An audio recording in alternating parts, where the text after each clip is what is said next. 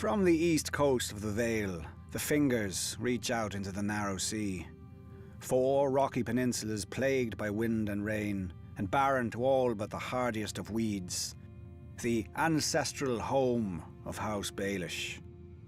Our house began with my great-grandfather, a Bravosi sellsword who came to the Vale at the invitation of House Corbray.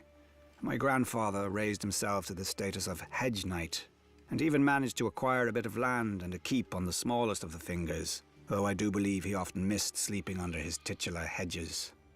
The only thing worse than owning a dreary and desolate land is owning only a small portion of it.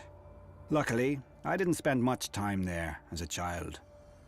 During the War of the Ninepenny Kings, a cheap name for a cheap cause, where other men fought for the king my father fought to befriend Hoster Tully, Lord Paramount of the Trident and head of one of the oldest and greatest houses in Westeros.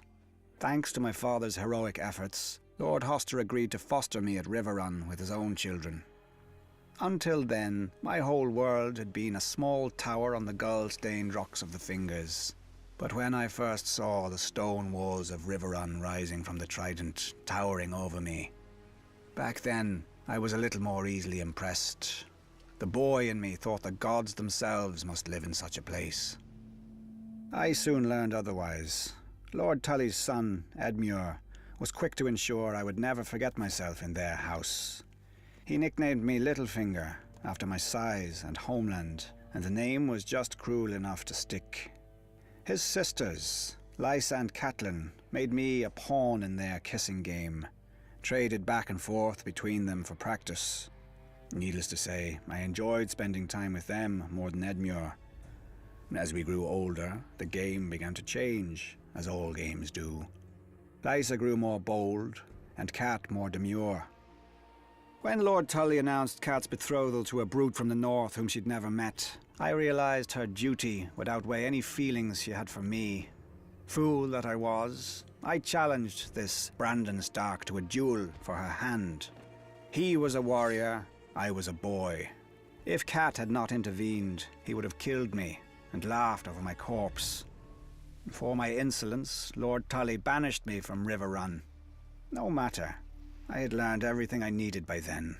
I would fight my battles not with swords, but with wits, where few men could match me. Even then, House Baelish might have died out on the rocks of the Fingers. I was again a poor lord, with no allies and no prospects, except, if I were lucky, the daughter of a middling merchant. Then, opportunity arose. The Mad King executed that Brandon Stark and incited a rebellion.